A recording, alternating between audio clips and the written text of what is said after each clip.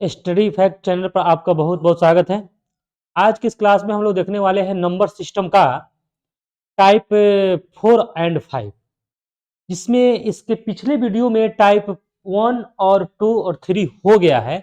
आप इसमें देखने वाले हैं 4 और 5, जिसमें हम लोग सीखेंगे यूनिट डिजिट और शेषफल से संबंधित जो प्रश्न पूछे गए हैं। एसएससी जीडी में जितने भी प्रश्न पूछे गए हैं उसका प्रीवियस ईयर का क्वेश्चन का सॉल्यूशन मैं लेकर आया हूं। तो आप मेरे इस वीडियो में अंत तक बने रहिए। तो चलिए मैं शुरू करता हूं। चलिए आइए, प्रश्न है आपके सामने कंप्यूटर स्क्रीन पर देखिएगा। यहाँ पे सबसे पहला सवाल क्या है?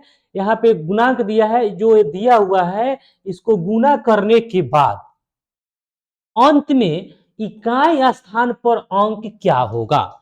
तो देखिए, इसको गुना करने के बाद इकाई के स्थान पर क्या आएगा। तो बनाने का सबसे बेहतर तरीका यह है, इस सभी को हम गुना नहीं करेंगे। क्या करेंगे?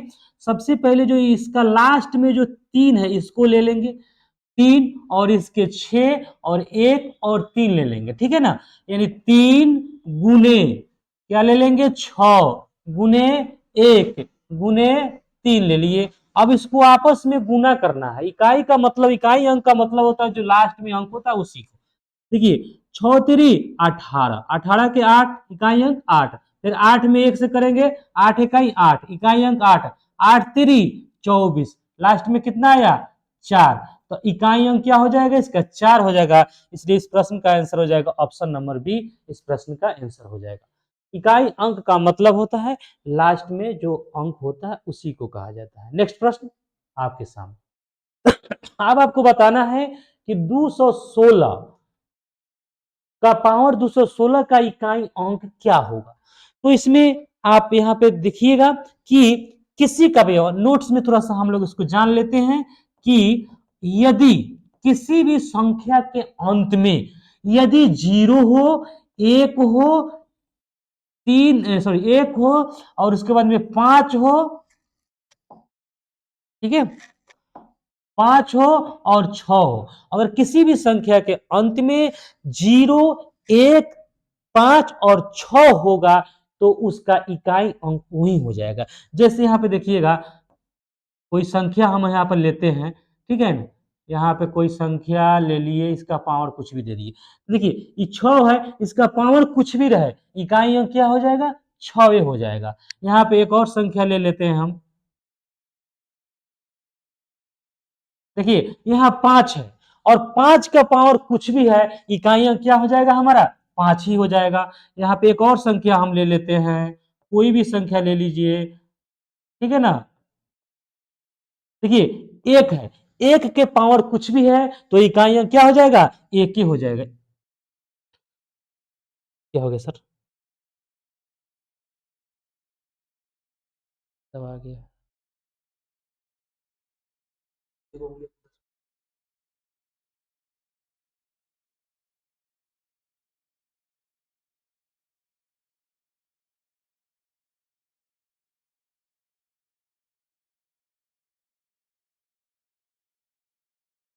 हाँ, ठीक है।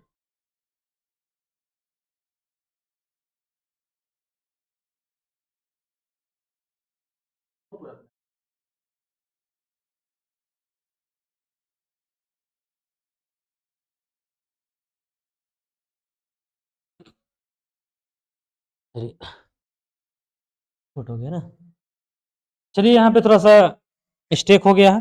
चलिए यहाँ पे आप ध्यान दीजिए कि अगर किसी भी संख्या के अंत में 0 1 5 6 होगा तो इकाई अंक क्या होगा, इसका पावर कुछ भी हो लेकिन इकाई अंक क्या होगा, 6 होगा। अगर 5 रहेगा तो 5 होगा, 1 रहेगा 1 होगा। इसलिए देखिए अगर 6 है, यहाँ पे क्या है 6 है और 6 का पावर कुछ भी है तो इसका इकाई अंक क्या हो जाएगा, इकाई अंक 6 हो जाएगा। ऑप्शन नंबर सी इस प्रश्न का आंसर हो जाएगा। नेक्स्ट प्रश्न आइए, नेक्स्ट प्रश्न आपके सामने देखिए। यहाँ पे यहाँ पे दिया हुआ है, देखिए 25 का पावर 2 3 का पावर 7 के गुणनफल का इकाई अंक क्या होगा। देखिए यहाँ पे ध्यान देना है, यहाँ पे 2 का पावर 5 है और यहाँ लास्ट में देखिए 5, अगर किसी भी संख्या के गुना में 2 और 5 एगो आ जाए, 2 है यहाँ पे है, ये है और एक 5 है, 2 और 5, 5 दूना कितना हो जाएगा 10 हो जाएगा, लास्ट में हमारा कितना आएगा 0। अब इसको 3 से भी गुना कीजिएगा तो लास्ट में हमारा 0 ही आएगा। इसीलिए अगर किसी भी संख्या के गुना में 2 और 5 अगर आ गया है तो उसका इकाई अंक क्या हो जाएगा, शून्य हो जाएगा।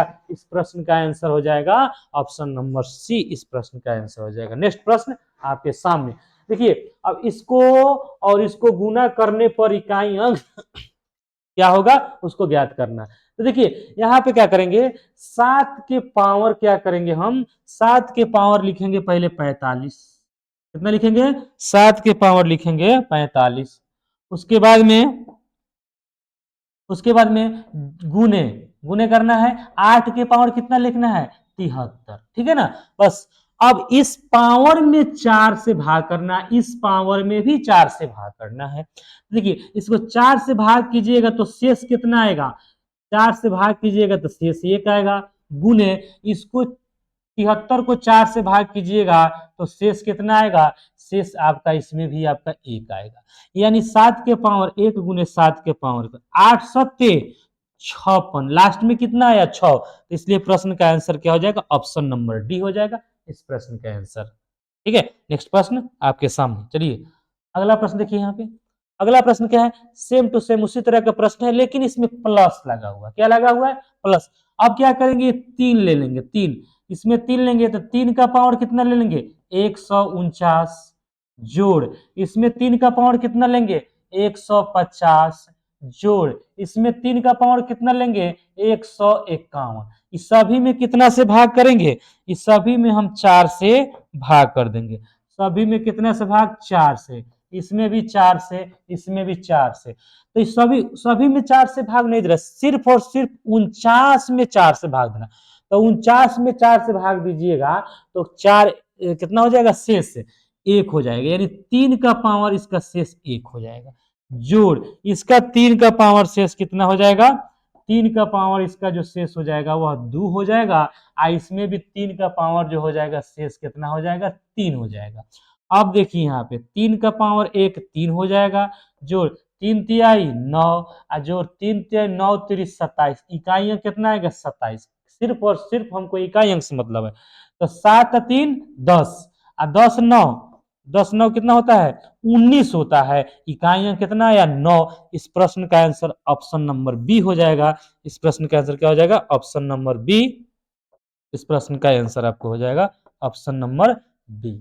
चलिए नेक्स्ट प्रश्न देखते हैं। नेक्स्ट प्रश्न, अब देखिए यहाँ पे फैक्टोरियल दिया हुआ, इसका मतलब है इसमें पूछा है इसका इकाई अंक क्या होगा। तो देखिए इसको हम लोग कैसे बनाते हैं, किसी भी संख्या का फैक्टोरियल का मतलब होता है, जैसे 1 का फैक्टोरियल, 1 का फैक्टोरियल का मतलब होता है 1 गुने 1 तक जाएगा, इसका क्या होता है 1 हो जाएगा। फिर उसमें 2 का फैक्टोरियल का मतलब 1 गुने 2 बराबर कितना हो जाएगा 2। 3 का फैक्टोरियल का मतलब होता है 1 गुने 2 गुने 3 बराबर कितना हो जाएगा 3 दूना 6, कितना हो जाएगा 6। 4 का फैक्टोरियल का मतलब होता है 1 गुने 2 गुने 3 गुने 4, यानी 4 तिहाई 12 दूना 24, या 24 की इकाई अंक कितना 4। 5 का फैक्टोरियल निकलेगा तो 1 गुने 2 गुने 3 गुने 4 गुने 5, यानी 5 दूना 10, लास्ट में हमारा क्या आएगा 0 आएगा। बस अभी अब इसके आगे देखिए 4 5 6 20 तक नहीं निकालना है हमको, इसके आगे जो भी निकालिएगा आपका इकाई अंक 0 ही आएगा।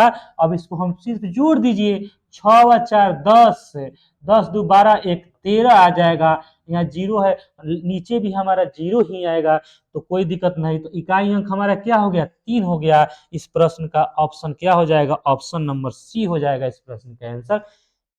चलिए नेक्स्ट प्रश्न देखिएगा। चलिए आइए सवाल देखिए, एन बराबर इतना और दिया हुआ इतना और फिर इतना दिया हुआ है, तो इसका एन के मान इकाई अंक क्या होगा। इस इकाई अंक पूछा है तो क्या करेंगे, सिर्फ देखिए 7 लेंगे, क्या लेंगे 7 के पावर 38, जोड़ 4 के पावर कितना लेंगे 20। अब देखिए इसमें क्या करेंगे, इसमें हम 4 से क्या करेंगे, इसमें हम भाग कर देंगे 4 से, इसमें भी भाग कर देंगे 4 से, यानी 7 के पावर क्या हो जाएगा आपको, 7 के पावर क्या हो जाएगा इसमें, 7 के पावर 4 से भाग दीजिएगा तो शेष कितना बचेगा, शेष आपको 2 बचेगा।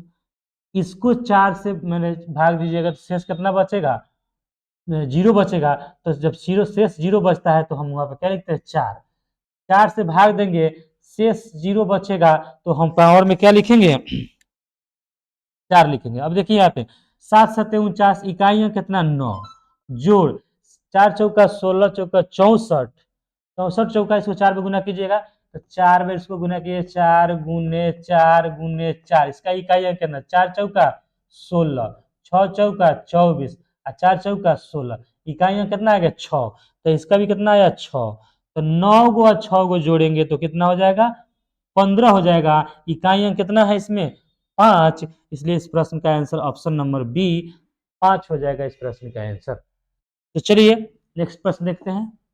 आइए, अब यहाँ पे ये बहुत ही अच्छा क्वेश्चन है, गुणनखंड की संख्या।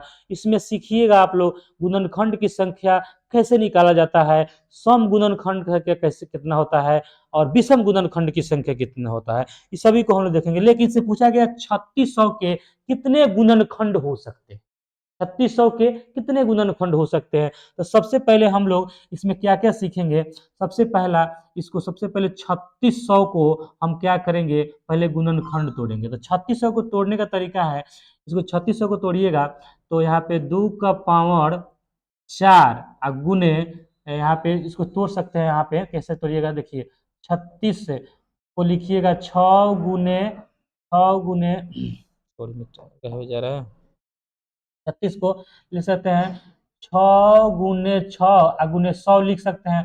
तो 6 को तोड़िएगा तो 2 गुने 3, इसको 2 गुने 3, इसको तोड़िएगा 2 का पावर 2 गुने 5 का पावर 2, ये हो गया। तो यहाँ पे हो जाएगा 3 का पावर 2, तो यहाँ 1 2 3, यानी हो जाएगा 2 का पावर 4 और 3 का पावर कितना हो जाएगा, 3 का पावर हो जाएगा आपको 2, ठीक है, 3 का पावर 2 हो जाएगा और 5 का पावर कितना हो जाएगा, 5 के पावर 2 हो जाएगा, 5 के पावर 2।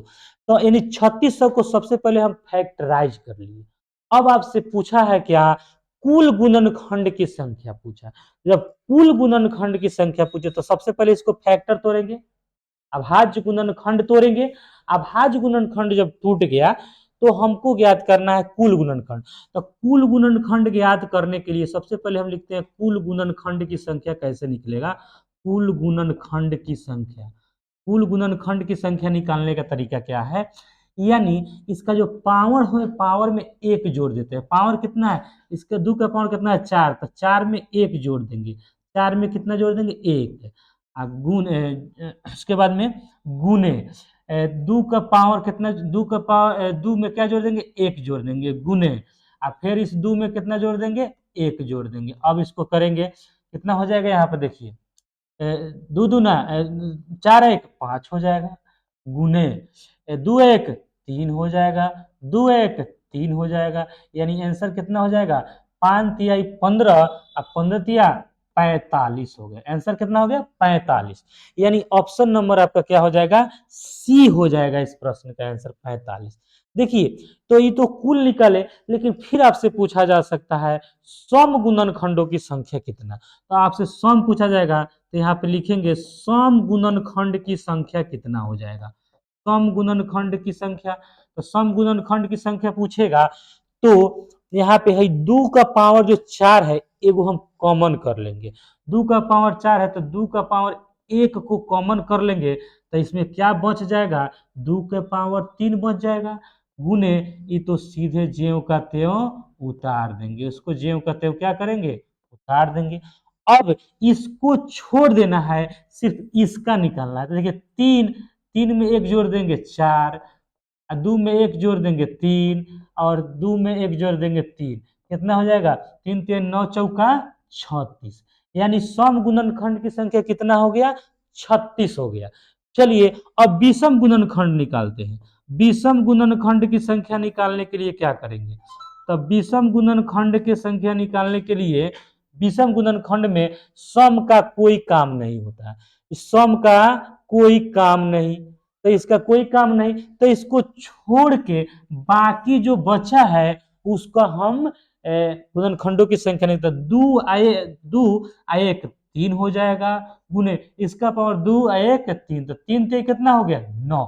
अब आप देख सकते हैं, देखिए सम गुणनखंड की संख्या 36 और विषम गुणनखंड की संख्या, देखिए सम गुणनखंड की संख्या 36 और विषम गुणनखंड की संख्या 9, ये दोनों को जोड़ने पर 45 आ गया कि नहीं। कुल गुणनखंड की संख्या कितना है मेरा 45 है, तो कुल गुणनखंड की संख्या 45, जिसमें सम गुणनखंड की संख्या 36 है और विषम गुणनखंड की संख्या 9 है। तो इस तरह से हम लोग सम विषम भी पूछेगा तो हम लोग निकाल सकते हैं। तो चलिए, तो इस प्रश्न का आंसर क्या हो जाएगा, आप लोग बताइए किस प्रश्न का आंसर क्या हो जाएगा। ऑप्शन नंबर सी इस प्रश्न का आंसर हो जाएगा। चलिए नेक्स्ट प्रश्न देखते हैं। अब नेक्स्ट प्रश्न देखिए, यहाँ पे पूछा है 288 के कितने धनात्मक गुणनखंड हो सकते हैं। धनात्मक पूछ दिया तो धनात्मक कुछ नहीं, वही जो होता है गुणनखंड वही होता है, हो जाता है, ठीक है ना। चलिए, जो गुणनखंड होता है तो सबसे पहले इसको तोड़ेंगे, तो तोड़ने का तरीका क्या है, आप 288 को क्या करेंगे तोड़ेंगे, ऐसे तोड़ लीजिए पहले गुणनखंड। तो 2 से 1 मरतबे 4 4, फिर इसको तोड़ेंगे 2 से 2 सत्ते 2 सत्ते 2 सत्ते क्या हो जाएगा 14 और 2 दूना 4, फिर 2 से कटाएंगे कितना हो जाएगा 36, फिर 2 से कितना हो जाएगा 18, फिर 2 से कटाएंगे, सॉरी 2 9 18, यहाँ से 3 से कटेगा 3 3 9, तो 288 का जो गुणनखंड हमारा हो गया क्या हो जाएगा, 2 का पावर कितना 1 2 3 4 5, यानी 2 का पावर 5 हो जाएगा, गुने 3 का पावर 2 हो जाएगा। बस कुल गुणनखंड पूछा कितने गुणनखंड, तो देखिए पावर कितना है 5, तो 5 है 1 6, गुने इसका पावर कितना है 2, तो 3 हो जाएगा, तो 6 3 18। इस प्रश्न का आंसर हो जाएगा ऑप्शन नंबर ए 18 हो जाएगा, ठीक है ना। किसी का भी गुणनखंड अगर निकालना हो, गुणनखंडों की संख्या, तो ऐसे हम लोग निकाल सकते हैं। अगर अच्छा लगा हो तो इसे वीडियो को लाइक भी कीजिए और शेयर भी कीजिए। चलिए आइए, 216 के कितने विषम, अब देखिए विषम पूछ दिया, अभी आपको हम सिखाए हैं कि सम कैसे निकालते हैं, विषम कैसे निकालते हैं। तो 216 को पहले सबसे पहले क्या करेंगे, 216 को पहले तोड़ेंगे, 216 को तोड़िए पहले, तो 216 को तोड़िए गुणनखंड, 2 से कटाइएगा 2, यहाँ पे जो है 2 8 16 हो जाएगा, फिर यहाँ 2 से करिएगा 2 5 6 10, 2 चौका 8, फिर इसको 2 से कटाइएगा, 2 इकाई 2 2 सत्ते 2 इकाई 2 हो जाएगा, और 2 4 2 दूना 4, 2 दूना 4 और 2 सत्ते 14 हो जाएगा यहाँ पे। अब आइए फिर 3 से कटाइएगा, 3 नवा 27 हो जाएगा, और फिर 3 से कटाइएगा यानी इतना आ जाएगा। यानी आपका 216 को जब तोड़े हैं तो कितना आया है 2 के पावर 3 गुने 3 का पावर कितना आया है 3। लेकिन पूछा क्या है आपको विषम गुणनखंड, विषम भाजकों की संख्या, भाजपा नहीं होगा यहाँ पे, प्रिंटिंग मिस्टेक है, भाजकों की संख्या पूछा है यहाँ, ठीक है ना। भाजकों की संख्या या गुणनखंडों का योग पूछा है, क्या पूछा है योग, सॉरी इसको योग कितना होगा, योग पूछा है। तो योग का तरीका क्या है, योग का तरीका है, यानी विषम पूछा है तो सम का कोई काम नहीं, सम को नहीं लेंगे। अब देखिए 3 का पावर जो 3 दिया है इसको हम लोग कैसे लिखते हैं, यानी 3 के पावर 0 से शुरू करेंगे, जोड़ 3 के पावर 1 जोड़ 3 के पावर 2 जोड़ 3 के पावर 3, यानी विषम को नहीं लेना, खाली सम को लेना है, सॉरी सम को नहीं लेना, सिर्फ विषम को लेना है। यानी पावर 3 है ना, तो 3 के पावर 0 से शुरू होकर 3 तक जाएंगे। अब देखिए किसी भी संख्या के पावर 0 होता है तो उसका मान 1 होता है, तो यहाँ 3 के पावर 0 का मतलब 1, जोड़ 3 के पावर 1 का मतलब 3, जोड़ 3 का पावर 2 का मतलब हो जाएगा आपको 3 तिहाई 9, और 3 3 3 9 3 27 हो जाएगा। अब इसको क्या कर दीजिए जोड़ दीजिए, इसको हम लोग क्या करते हैं अब इसको जोड़ते हैं, जोड़िए, यानी 27 और 3 30 हो जाएगा, और 30 39 1 40, आपका आंसर कितना हो जाएगा 40 हो जाएगा। इस प्रश्न का आंसर ऑप्शन नंबर बी हो जाएगा। यानी सिर्फ विषम का पूछा है, अगर सम का सभी का पूछता तो ये 2 का पावर भी इधर लेके वैसे हम लोग क्या करते उसको गुना कर देते। चलिए नेक्स्ट प्रश्न आइए। आगे आपको पूछा फिर से 1500 के विषम गुणनखंडों की कुल योग पूछा। देखिए योग, योग हम बता रहे हैं, योग अभी नहीं सीखे हैं लेकिन सीखिए योग। योग निकालने का भी वही तरीका है, यानी 1500 को सबसे पहले क्या करेंगे हम लोग, गुणनखंड तोड़ेंगे। तो 1500 का गुणनखंड तोड़िएगा, यानी 15 गुने 100 कर दीजिए, 15 गुने 100 तो 3 गुने 5 हो जाएगा।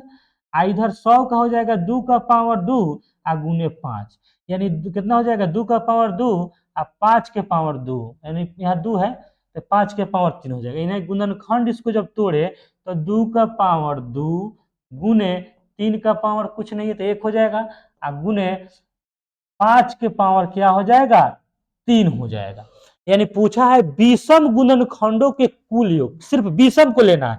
तो सम वाला को हमको क्या करना है, काट देना है, सम वाला को हमको नहीं लेना है, सिर्फ किसका लेना है, विषम के गुणनखंडों का योग लेना। तो योग के लिए तो सबसे पहले 3, तो इसको 3 को क्या लिखेंगे, पहले 3 के पावर तो 0 लिखेंगे, जोड़ 3 के पावर 1 लिख दिए। अब इसके बाद में गुना, फिर इसको अब लेंगे 5 के पावर पहले क्या लेंगे 0, जोड़ 5 के पावर क्या लेंगे 1, जोड़ 5 के पावर कितना लेंगे 2, जोड़ 5 के पावर कितना लेंगे 3, इसको 3 तक लेना है। यहाँ पे ध्यान दीजिए, यानी किसी भी संख्या का पावर 0 तो 1 हो जाएगा और जोड़ 3। अब इसको क्या करना है, आपको गुना करना है, कितना से गुना करना है, 5 के पावर 1 तो 1, जोड़ 5 जोड़ 25 से जोड़ कितना हो जाएगा 125, ठीक है ना। चलिए यहाँ पे कीजिएगा तो 3 1 4 हो जाएगा, गुने अब इसको जोड़िए 25 जो है 150, 150 में 25 इसमें जोड़ दीजिएगा तो हो जाएगा 150 और 1 5 6 156 हो जाएगा, कितना हो जाएगा 156। इसको गुना कीजिए 6 चौका 24 हो जाएगा, 5 चौका 20 और 2 22 के 2 हाथ में 2 4 1 4 और 2 6, यानी 624 इसके विषम गुणनखंडों का योग हो जाएगा। ऑप्शन नंबर कौन सा है, ऑप्शन नंबर ए, आपको 624 इस प्रश्न का आंसर हो जाएगा। चलिए नेक्स्ट प्रश्न देखते हैं, आइए। हाँ नेक्स्ट प्रश्न देखिए, संख्या 840, बहुत अच्छा प्रश्न है। संख्या 840 के गुणनखंडों की कुल संख्या एक और स्वयं को छोड़कर कितनी होगी। एक को नहीं लेना है और स्वयं को नहीं लेना, मतलब एक और स्वयं का मतलब क्या है। तो सबसे पहले इसको कुल गुणनखंड निकालते हैं। जैसे कुल गुणनखंड निकालेंगे इसको, तो सबसे पहले 840 को पहले तोड़ेंगे, तो 840 को तोड़ेंगे तो 2 चौका 8, 2 दूना 4, यहाँ पे 0 हो जाएगा। फिर इसको तोड़ेंगे 2 दूना 4, 2 इकाई 2, फिर इसको तोड़ेंगे 2 इकाई 2 और 2 पच्चे 10 हो जाएगा। फिर इसको कितना से 3 से कटेंगे, 3 से 3 तिहाई 9 और 3 पच्चे 15, यहाँ हो जाएगा 5 से 5 सत्ते 35, ठीक है ना।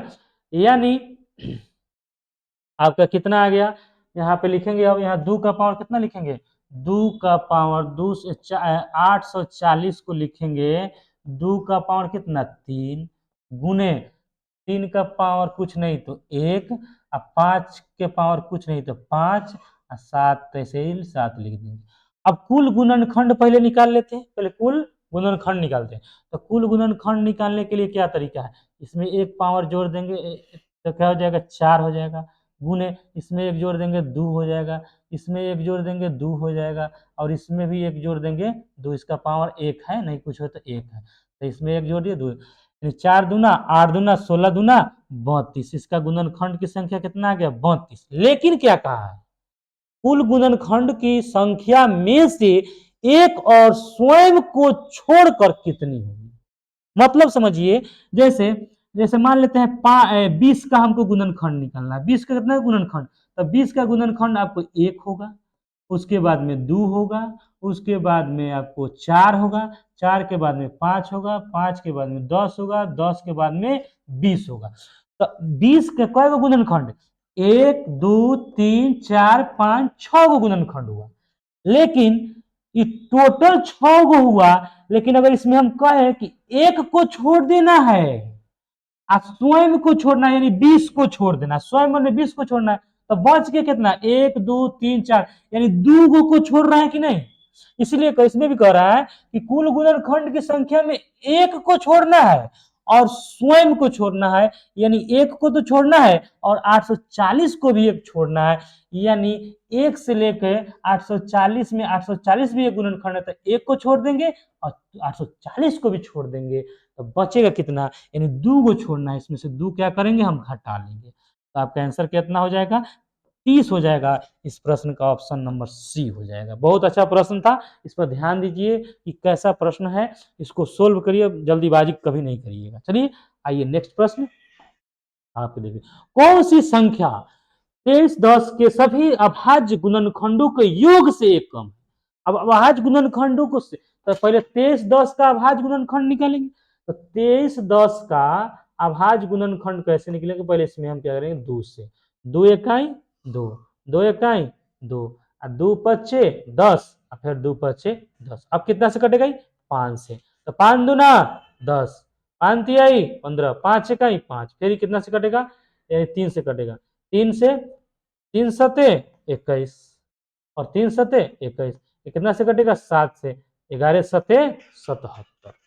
अब देखिए, अब इसमें कुल गुणनखंड कह रहा है कि कुल सभी अभाज्य गुणनखंडों को योग से एक कम है, यानी इसमें सभी अभाज्य गुणनखंड का एक ही हुआ, एक ही हुआ, एक ही हुआ, एक ही हुआ, इन्हें अभाज्य गुणनखंड यही है। तो चलिए अभाज्य गुणनखंड पहले 2 जोड़ कितना 5 जोड़ 3 जोड़ 7,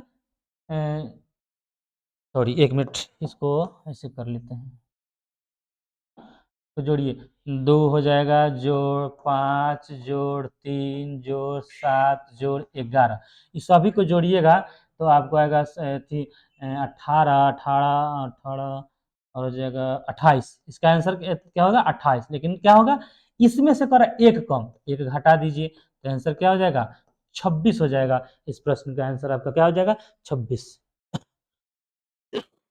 चलिए नेक्स्ट प्रश्न देखते हैं। नेक्स्ट प्रश्न आपके सामने, ये सभी जितने भी क्वेश्चन हैं इस सब का पीडीएफ जो है, क्लास नोट्स जो है आपको टेलीग्राम लिंक पर मिल जाएगा। वो मेरे टेलीग्राम का लिंक आपको वीडियो को डिस्क्रिप्शन में है। टेलीग्राम है स्टडी फैक्ट, क्या है स्टडी फैक्ट। इसका जैसे जैसे हम बना रहे हैं उस सभी इस क्लास का नोट्स आपको पीडीएफ के रूप में मिल जाएगा, तो उसको आप एक बार देख लीजिएगा। चलिए आइए नेक्स्ट प्रश्न आपके सामने, दिए गए युग्म में कौन सा युग्म अभाज्य संख्या का युग्म बनता है, यानी युग्म अभाज्य निकालने के लिए कर रहा है। बहुत अच्छा प्रश्न है, युग्म अभाज्य क्या होता है आप लोग बताइए कि युग्म अभाज्य क्या होता है। युग्म अभाज्य का इसको अंग्रेजी में बोलते हैं को प्राइम, क्या बोलते हैं अंग्रेजी में को प्राइम नंबर क्या होता है, को प्राइम नंबर, को प्राइम नंबर जो समझ गया इसको बना लेगा। चलिए को प्राइम कैसे निकालते हैं, को प्राइम का मतलब होता है वैसा गुणनखंड जिसका एक और स्वयं को छोड़कर एक सिर्फ गुणनखंड हो, क्या हो सिर्फ एक ही गुणनखंड हो, तो उसको हम सह अभाज्य गुणनखंड बोलते हैं, सिर्फ एक गुणनखंड। तो इसको हम लोग बनाएंगे, इसको चेक कैसे करेंगे कि इसका गुणनखंड एक ही है, किस कैसे चेक करेंगे, तो सबसे अच्छा तरीका है गुणनखंड चेक करने का कि ये दोनों का HCF निकालते हैं। क्या निकालते हैं HCF, तो चलते हैं ऑप्शन ए का पहले HCF निकालते हैं, यानी 36 का में 15 का एचसीएफ निकालेंगे, 36 और 15 का, तो 15 दूना कितना हो जाएगा 30 हो जाएगा, कितना उतरा 6, अब यहाँ उतरेगा 15, 6 दूना 12 हो जाएगा, यहाँ कितना उतरा 3, यहाँ कितना उतरा 6, 3 दूना 6, ये पूरा पूरा कट गया, तो एचसीएफ कितना आ गया, एचसीएफ कितना आ गया हमारा 3 आ गया, ई वाला एचसीएफ कहलाता है। तो जिसका एचसीएफ 1 आएगा वही सह युग्म अभाज्य होगा, क्या होगा युग्म अभाज्य यानी को प्राइम नंबर होगा। तो इसका मतलब ऑप्शन नंबर ए क्या हो गया गलत हो गया। आइए देखिए 9 सत्ते 63, 63 को अब लीजिएगा कितना से भाग दीजिएगा 9 से, 9 सत्ते 63 पूरा पूरा कट गया, 9 सत्ते 63 पूरा पूरा कट गया। इसका एचसीएफ कितना हो जाएगा बताइए, इसका एचसीएफ क्या 9 हो जाएगा, तो ये भी नहीं होगा। हम क्या बोले जिसका एचसीएफ कितना आ जाए एक आ जाएगा वही सह अभाज्य होगा। तो आइए अब एक सी नंबर देखिएगा, यानी ये 42 में कितना से भाग देना 21, 21 से भाग देना, तो 21 दूना 42 हो गया, यानी एचसीएफ इसका कितना आ गया, इसका भी एचसीएफ आपका 21 आ गया। अब आगे देखते हैं कौन सा बचा है, डी बचा है। तो देखिए यहाँ पे दिया हुआ है 21, 21 को कितना से भाग देना, 11 से। तो 11 इकाई 11 हो जाएगा, यहाँ पे 10 बचेगा, यहाँ पे 11 को लेंगे यहाँ से तो 10 कितना हो जाएगा, 1। इसको यहाँ 10 उतारेंगे, 10 मरतबे जाएगा, कितना हो जाएगा, कट जाएगा ये पूरा पूरा। यानी HCF कितना आ गया, इसका HCF है 1 आ गया। क्या आ गया, 1। तो इस प्रश्न का आंसर हो जाएगा ऑप्शन नंबर डी हो जाएगा इस प्रश्न का आंसर। जिसका HCF 1 आ जाएगा उसका आंसर आपका हो जाएगा। चलिए अब आइए, थोड़ा सा टाइप बदल गया। टाइप है कि इसमें इस संख्या को गुना करने के बाद 5 से भाग करने पर शेषफल कितना बचेगा। ये क्षेत्रफल नहीं है, यह शेषफल है। क्या है, इसको प्रिंटिंग मिस्टेक है, शेषफल क्या होगा, ठीक है ना, शेषफल यहाँ होना चाहिए। यानी उसको भाग गुना करने के बाद 5 से भाग दिया जाएगा तो शेषफल कितना होगा, ध्यान दीजिए। देखिए इस सभी को गुना नहीं करना है, यूनिट डिजिट यानी इकाई या पर के स्थान को लेना है, गुना करना। जैसे 1 में 2 से करेंगे, 2 इकाई 2, दो तिहाई 6 आया, इसको इकाई स्थान वाला गुना कर दिया।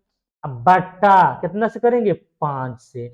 यानी 6 को 5 से भाग करेंगे तो रिमाइंडर कितना आएगा, शेषफल जो हमारा आएगा 1 आएगा। देखिए 6 में 5 से भाग दीजिएगा तो 5 इकाई 5, 1 आया रिमाइंडर। यानी शेष कितना आएगा, वही पूछा है कि शेषफल कितना होगा। तो आपका आंसर कौन सा हो जाएगा, ऑप्शन नंबर ए हो जाएगा इस प्रश्न का आंसर।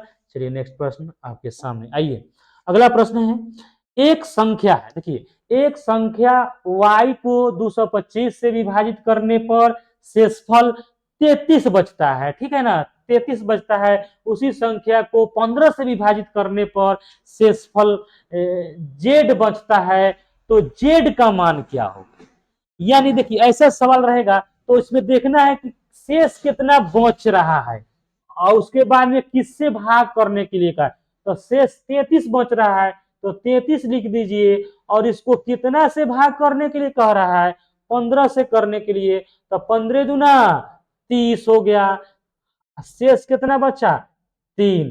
तो शेषफल कितना हो गया आपको, 3। इसका आंसर क्या हो जाएगा, ऑप्शन नंबर बी इस प्रश्न का आंसर हो जाएगा। चलिए नेक्स्ट प्रश्न देखते हैं, आपके सामने है।